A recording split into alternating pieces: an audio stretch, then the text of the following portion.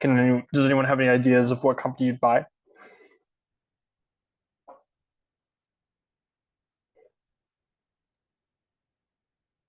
I have investments in Apple and Amazon. That's great. Excellent. Thanks, Sherry. So Apple, and then maybe let's buy maybe 1,000 shares, let's say, and then let's set a limit price of just to keep it in order to ensure it's at a price of 139.05. So let's put a limit of 140 so we can't buy it above 140. So click to preview order, click to confirm order, and then it'll go through. We might have to place it at market for this thing, but if you're gonna do this in real life through BMO or TD or RBC, make sure to press limit order. Make sure to do a limit order, but on this, maybe do a market order because I don't think it really observes limit orders on here. Yeah, Twitter, they just went private. So good question, Christopher. Um, so Sherry said she invested in Amazon, so maybe let's buy some more Amazon. So let's say we want to buy, say, 100 shares of Amazon, maybe at market, let's say, and then click to preview order, click to confirm order. So that's how you do it. So I want you to make an account on how the market works and trade your own portfolio. And it's a 5% bonus assignment. So you send me screenshots of what you bought and how it's doing, and then I'll evaluate you on like how many the types of stocks you bought, how closely you've like your strategy you use to make your to buy stocks. So that's the bonus assignment. So if you have any questions, feel free to ask me.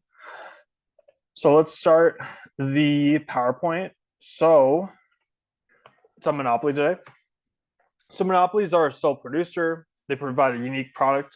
They can control price. So the bonus assignment is December 7th. Yeah, that's when it's due. And then blocked entry, strong barriers to entry, block potential competition. And then non-price competition through PR or advertising the product. So certain companies like public utilities, like natural gas, electric, and water, are monopolies. And then professional sports teams and Intel and Waymo. So monopolies are they block potential competition because they're big enough, so they have economies of scale. So they can, in this case, they can they can produce a lot of quantity. Therefore, they have a lower cost per unit over time.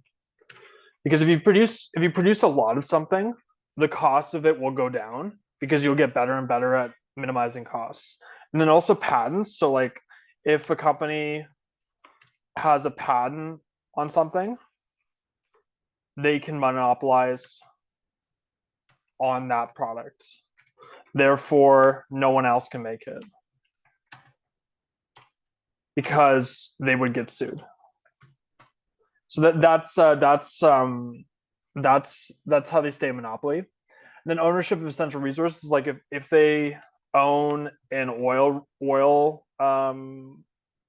field, they can monopolize production of oil in that geographic area.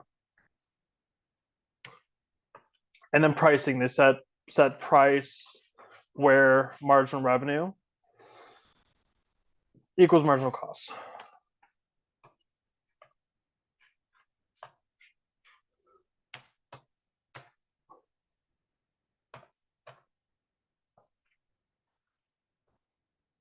So this is what happens with economies of scale. As you produce more and more, like if they produce 5 here, the average total cost is 20.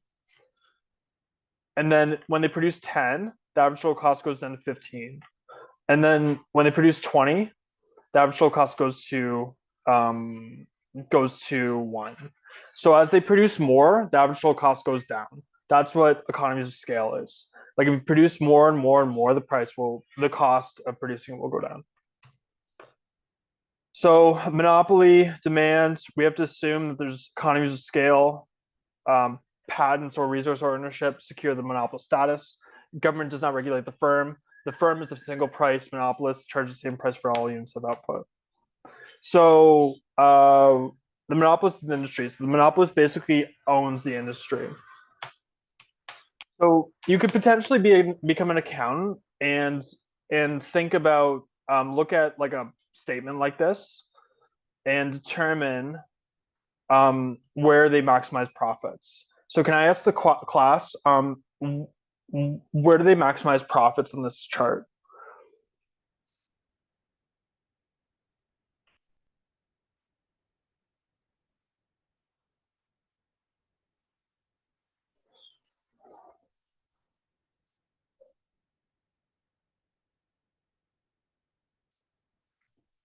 So how about I ask Christopher, where do they maximize profits on this chart?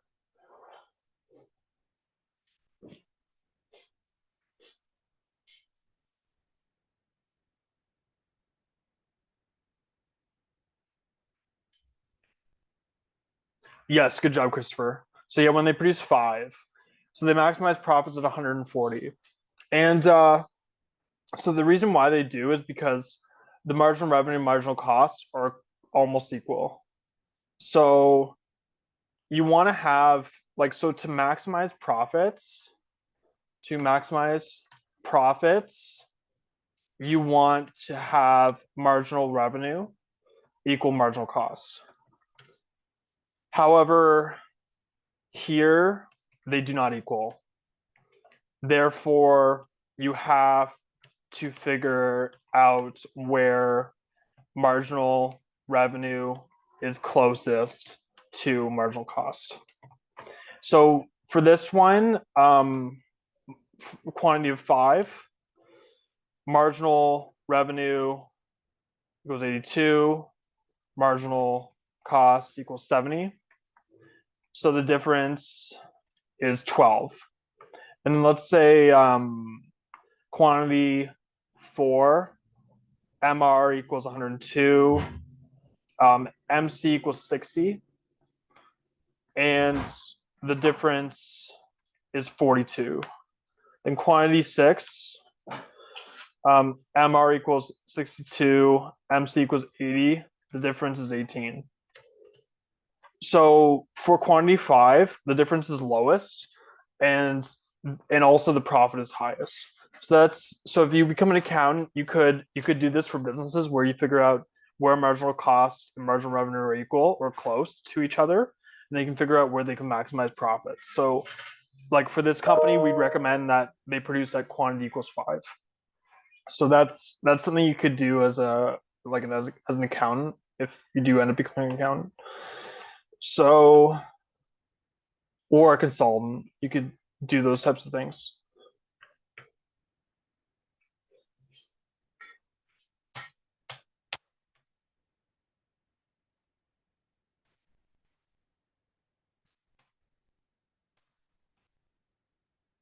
So marginal revenue equals marginal cost. You want to have that as a monopoly.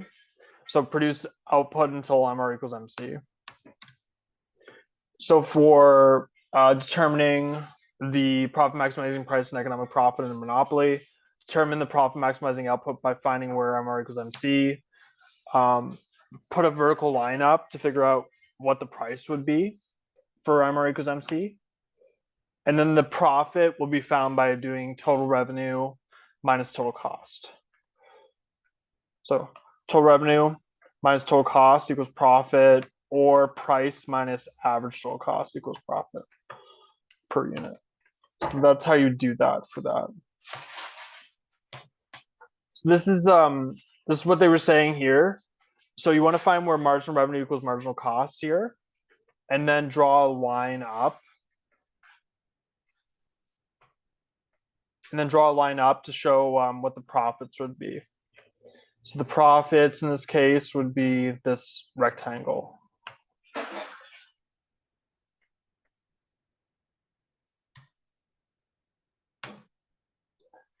So the misconceptions of monopoly pricing, like they don't set the highest price possible. they just set, so they want to set, they want to set the price to maximize profit. So they don't want to maximize the price because they would have no customers, because it would be too expensive. Yeah. So they want to set the price to maximize profit, and they do this through MR equals MC. So they're seeking maximum total profit, not maximum unit profit. So the total profit is what they're looking at. And then there's probability of losses by monopolists. So there are no new entrants to increase supply, drive down price, and eliminate economic profit.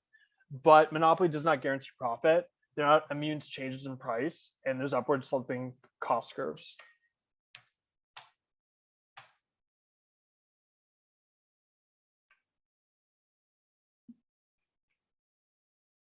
So with a monopoly, so monopolies cause efficiency losses.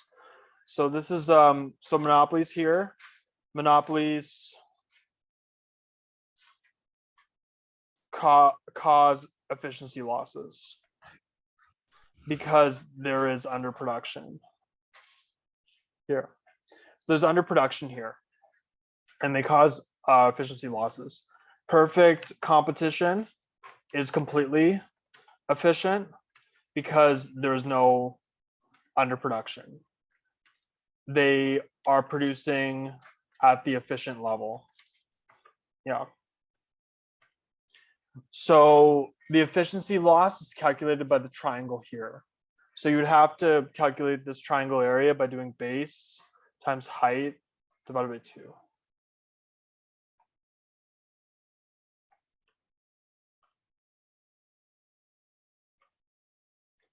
So under monopoly, consumers lose. So the consumer surplus is less. Consumers lose in a monopoly, and the whole economy loses. While producers gain from a monopoly, but at the cost of consumers and the rest of the economy. So the losses of a monopoly are larger than the gains of a producer in a monopoly. So losses to an economy in a monopoly are larger than the gains of a producer in a monopoly. So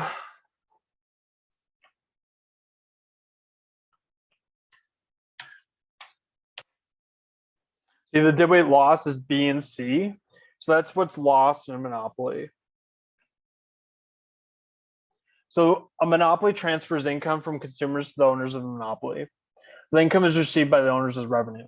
So the monopoly, in effect, levies a private tax on consumers. This private tax can often generate substantial economic profits that can persist because entry to that industry is blocked. So economies of scale. Economies of scale or extensive demand may not be sufficient to support a large number of competing firms, e.g. Bell Telephone. So like we'll show a video based on that. So monopolists are a legitimate concern. It can cause higher than competitive prices that results in under allocation of resources. So 3 policy options include charges under the Canada anti-combines laws, regulate price and operations of natural monopolies, ignore monopolies which are unsustainable over the long term. So the Competition Bureau in Canada, is likely going to block the Rogers and Shaw merger because it would provide them with too much market power, and it would be bad for consumers and the economy and the overall economy. So they're doing the right decision to block it because they'd be too they'd have too much power, and they'd be almost a monopoly. They wouldn't be exactly a monopoly because Bell will still compete with the proposed Rogers Shaw, but Rogers Shaw will be so big that they will have a lot of market power, close to monopoly. So like blocking this is a good idea because monopolies are just not good for our economy. So what they can do to prevent monopolistic power is they can bring in competitors from other companies, other countries. So Bayer came into Canada to compete in chemicals. Daimler came in from Germany to compete in automobiles.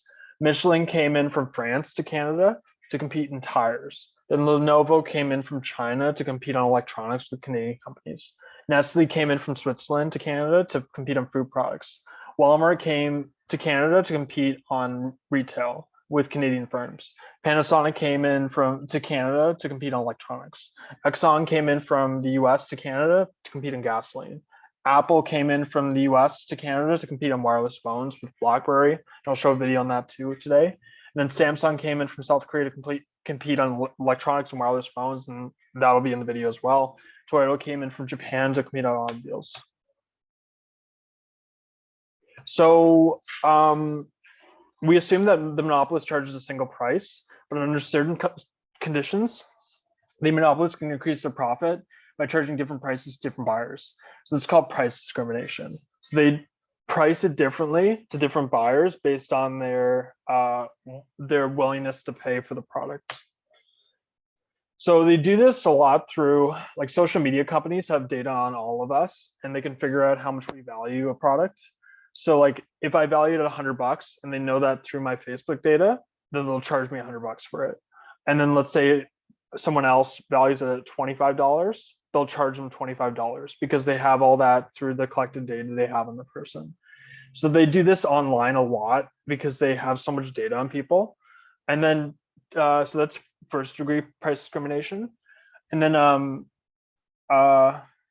that's actually third degree price discrimination, what I was just talking about.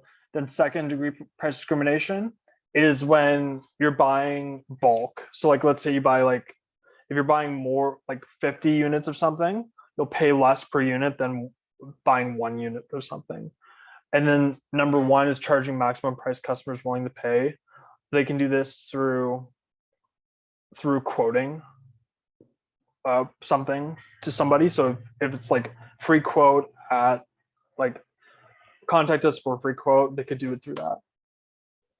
So price discrimination can happen when there's monopoly power. The seller must be monopolist with some ability to control output and price. Market segregation, the seller must be able to segregate buyers into distinct classes, each of which have a different willingness or ability to pay for the product. No resale. The original purchaser cannot resell the product or service. So they can do this through airlines. So they charge high fares to traveling executives whose demand for travel is inelastic. And then they charge low fares to people like us who are just traveling for a vacation, and because our demand for travel is elastic. So they charge it based on how much we value it. And then theaters, golf courses, higher rates in the evenings and on weekends when demand is strong.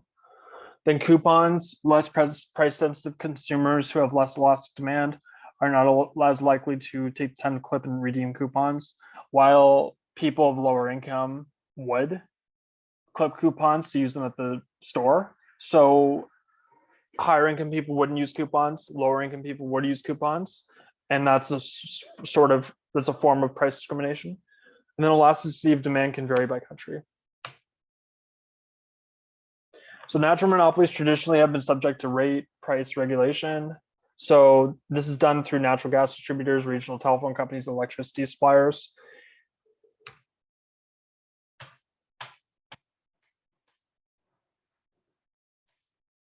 So as I talked about before, companies like Facebook use our data to price products at what we value it at.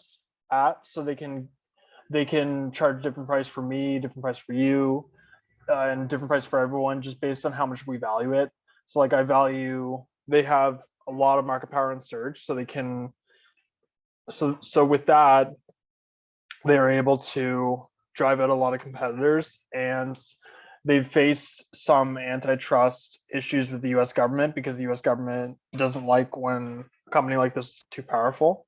Microsoft, as they talked about, the during the 1990s, they made their Internet Explorer browser only work with Windows, while Netscape's browser wouldn't be able to work with Windows. So that was a monopoly type practice to take Netscape out of business, because Windows was used by almost every computer outside of the Mac operating system. And the U.S. government intervened and stopped Microsoft from doing this, so that allowed for more competition. The antitrust officials at the U.S. government are very effective in terms of stopping what Microsoft was doing.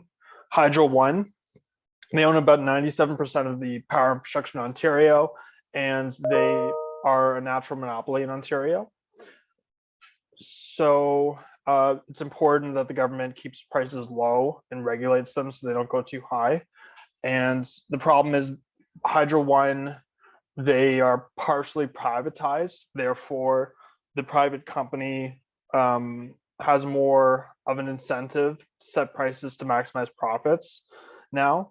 But the government is likely to stop those efforts because they still own a lot of Hydro One, but it's less right now. There's more of a risk of the private company trying to maximize profits and hurt consumers.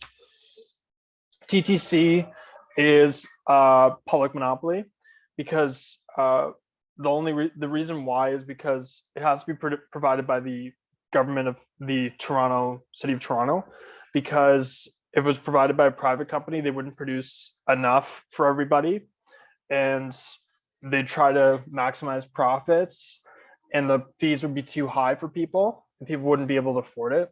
And the people that have to use the TTC a lot of them are low and medium income people, and they wouldn't be able to afford those fees. That's why the government has to operate the TTC and keep fees low. So how the system works right now, the TTC being run by the Toronto City, is better than a private company because the fees would be probably like $10 a subway ride if they were run by a private company, like probably something like that. It's still pricey, but it's a lot less than if a private company ran it. Go Transit is the same. It's run by the government of Ontario. If it was run by a private company, the fees would be too high and people wouldn't be able to afford it. Only upper class would be able to afford it, and they wouldn't even use it anyway. For the most part, so it wouldn't work. Meta is Facebook's parent company.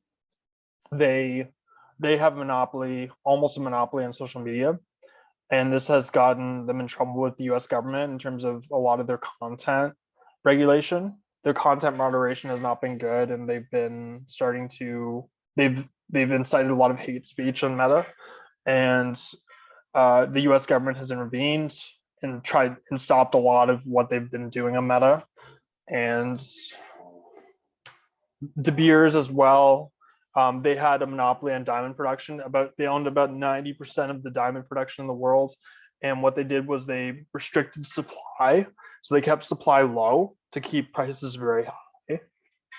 And then they did this to keep prices high because they wanted to seem like diamonds were rare, but diamonds are very plentiful.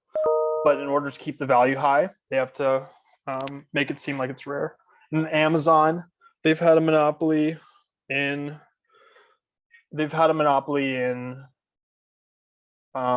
e-commerce, almost monopoly. So they're out, like they own most of the e-commerce industry, and they were facing a lot of anti-competitive concerns because they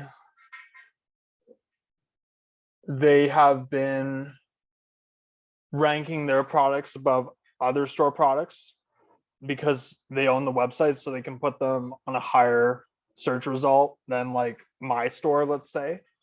So they've been doing that to make more money, and that's a big anti-competitive concern. they've been ranking their search results higher than mine or yours or anybody else's stores, and that's been a big issue. LCBO, they were once a monopoly in liquor distribution in Ontario, and they were able to, and because it was government owned, they were maximizing profits. They were trying to keep prices lower than the private company would. So that was effective in terms of keeping their products cheaper.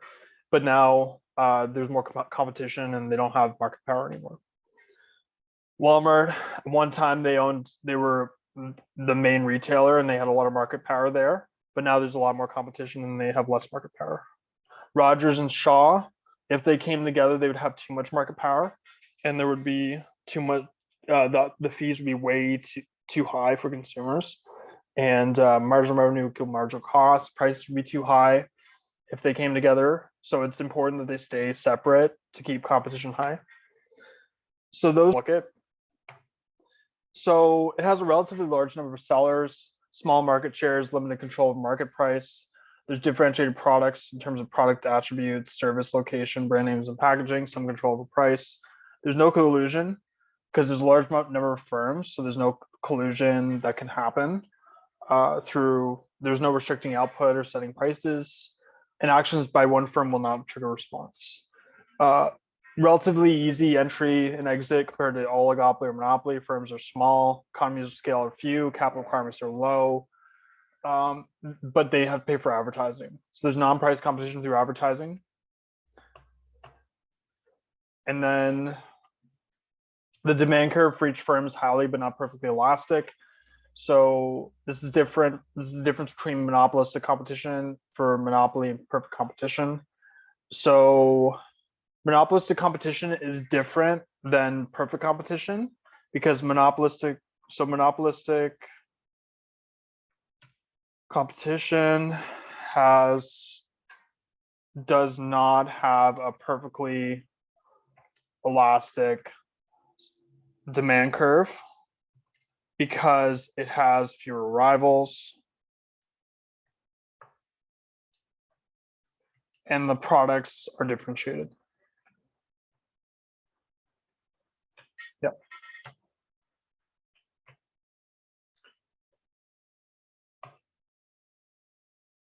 So firms will enter a profitable industry and exit an unprofitable one. So firms will earn a normal profit in the long run. So cost curves include both explicit and implicit costs.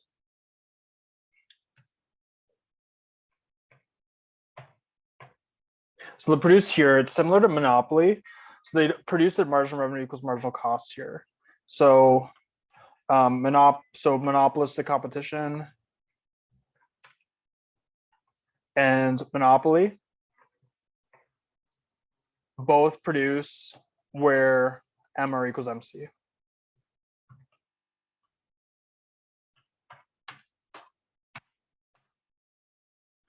So persistent positive profits may persist in monopolistic competition if there's product differentiation that's continuing and significant.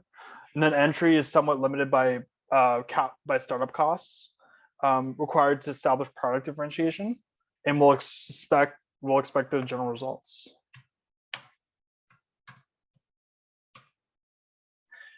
So normal profit is not very satisfying firms. Firms constantly manage price, product, and advertising. So they're better product differentiation, better advertising. So I'll teach you here. So this is a bit different than what I was talking about, but if the minimum wage increases, chain restaurants will be able to pay for the increase in cost. However, mom and pop operations will not be able to pay for it. Therefore, it may be better to possibly increase the minimum wage for chain operations and keep it a bit lower for mom and pop operations. This may be a good idea because chain operations have a lot of capital to finance this compared to mom and pop operations. What does everyone think about that? Do you agree or do you have a different view of that?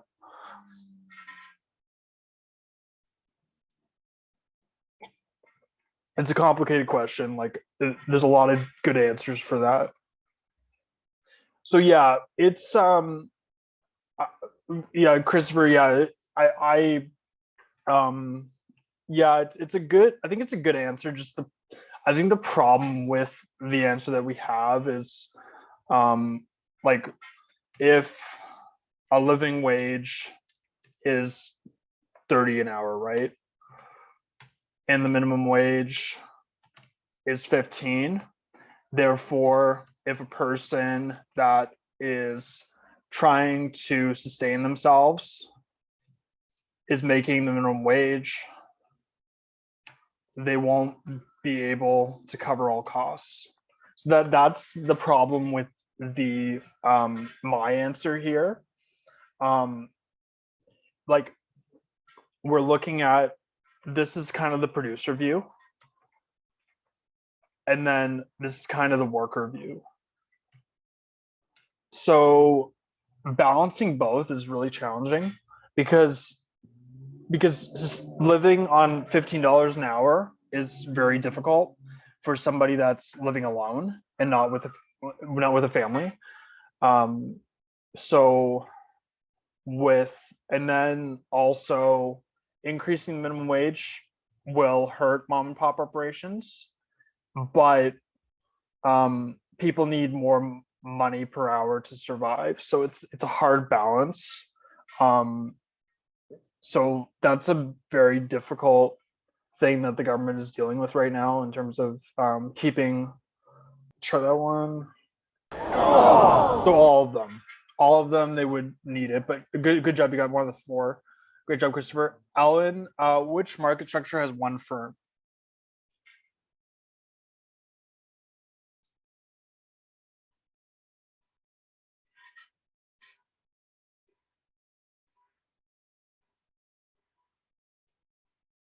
Excellent. Great job, Nicole. Oh, that's okay. Great job, Nicole. Great job, Ellen. You both got it. That's great. Great job, both of you. That's great. Then Justin, which market structure is price above marginal cost?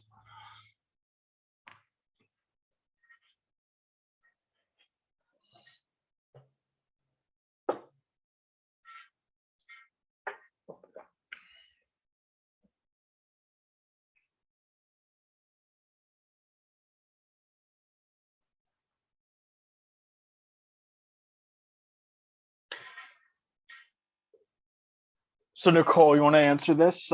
Which market structure price above marginal cost?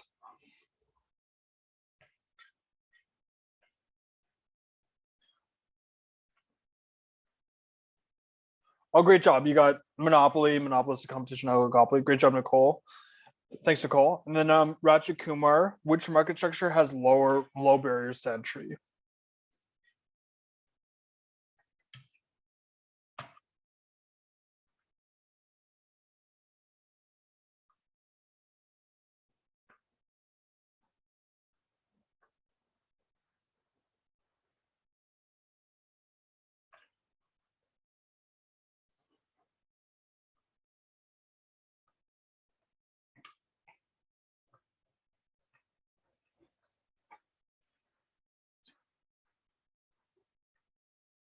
Great job. Yeah, yeah.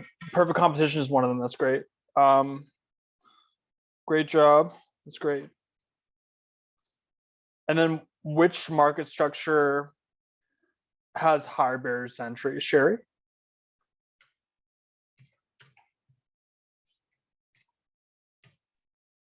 I'm gonna guess perfect competition.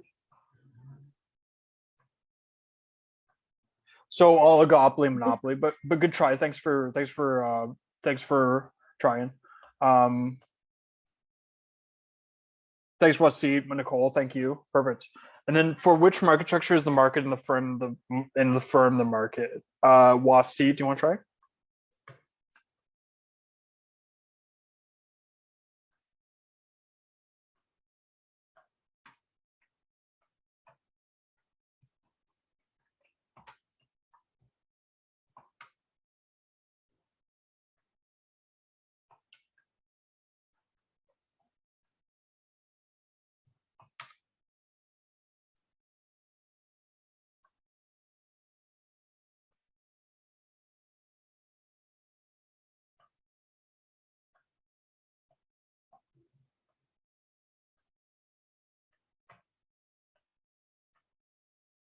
Probably. Great job. Great job, Wasit. That's excellent. Thank you. And then Yan Feng, which market structure has a few firms, less than 10 or more than one?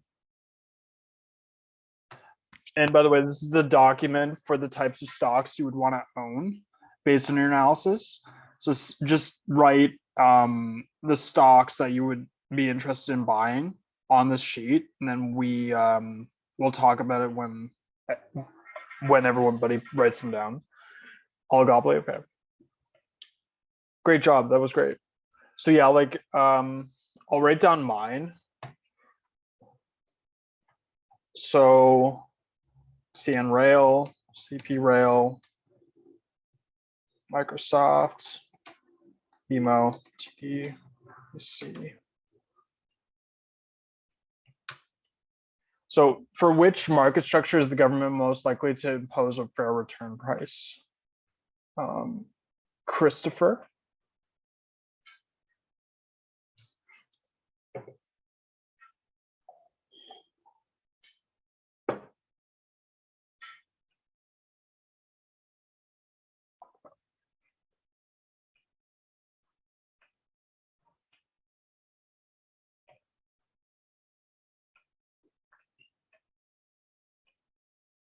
Just Monopoly, good try. Thanks, Christopher. And then which market structure is productively efficient in the long run? I'll ask Ellen. Do you want to try that one?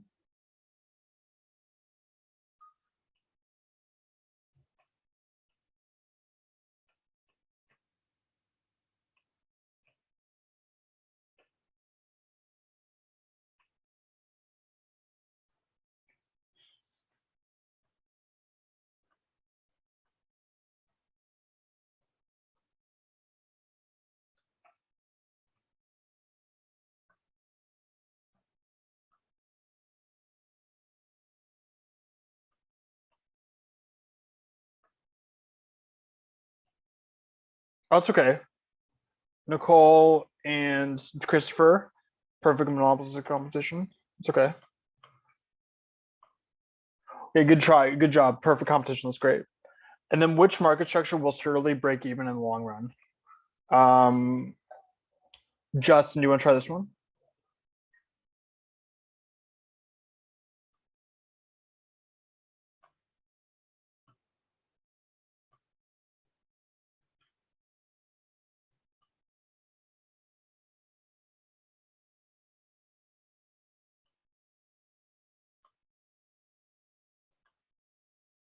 And if and anyone can just jump in if you want to.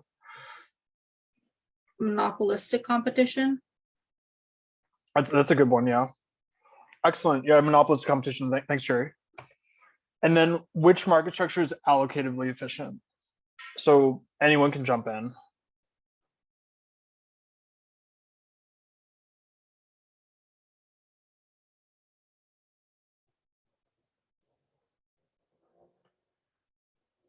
Perfect competition. Great job. Excellent. Well, see, great job. I think Sherry, right? Sherry did that.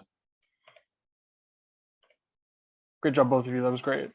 And then which market structure has differentiated products?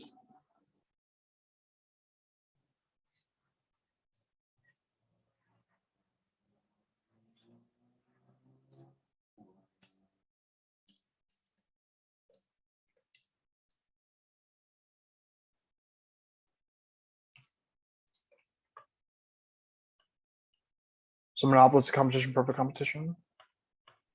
I think it's okay. Sorry.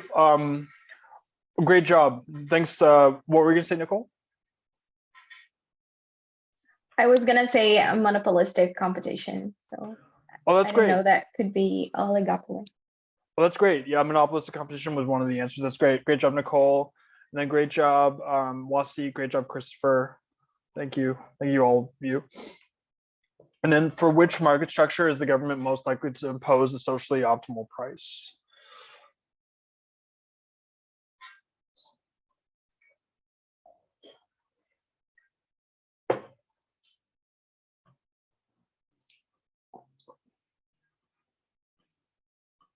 Great job, all of you. Excellent job. Yeah, it's monopoly.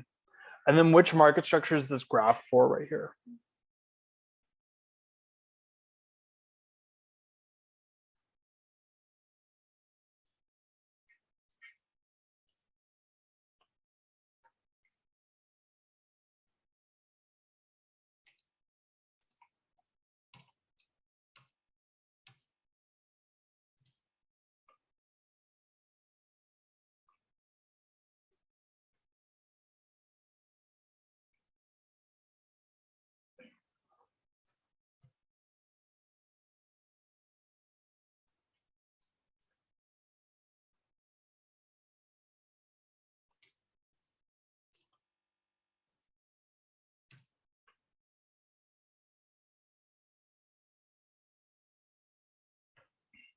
Monopoly. Okay. That's good. Yeah, good job. Monopoly and monopolist competition. And then for which market structure will you see the most advertising?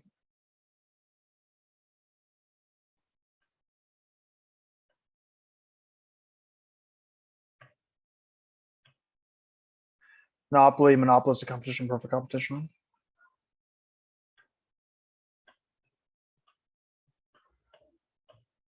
Good job. Yeah, monopolistic competition is the one. That's great. And then for which market structure is this graph for?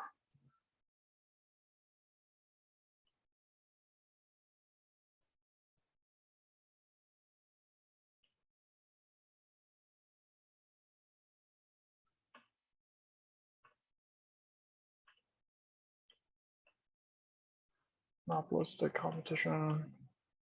Oh, good try. Perfect competition, but close. That was close. And then which market structure has homogeneous / identical products?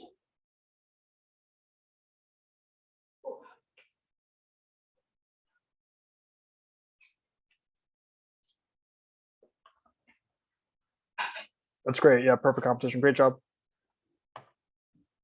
And then this is the long run graph for which market structure?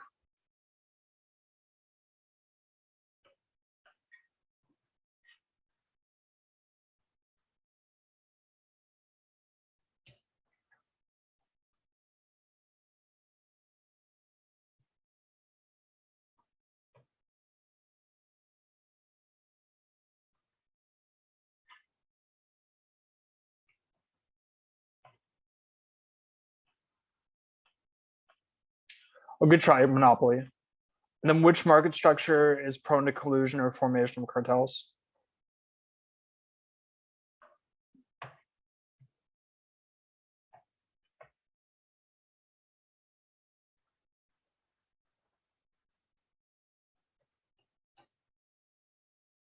Oligopoly. Yes, good job. Excellent job. And then which market structure uses game theory to understand firm behavior?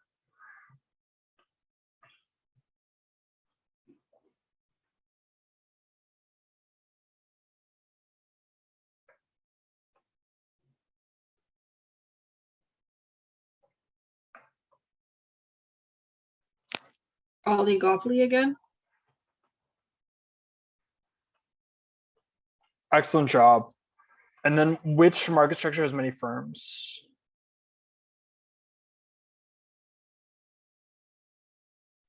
I think it would be perfect composition and yeah, I would go for it. And monopolistic competition as well. Yeah, great job. Excellent. That was great.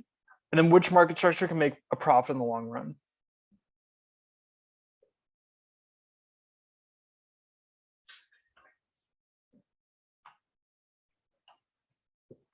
Monopolistic competition? Close. Oligopoly, monopoly.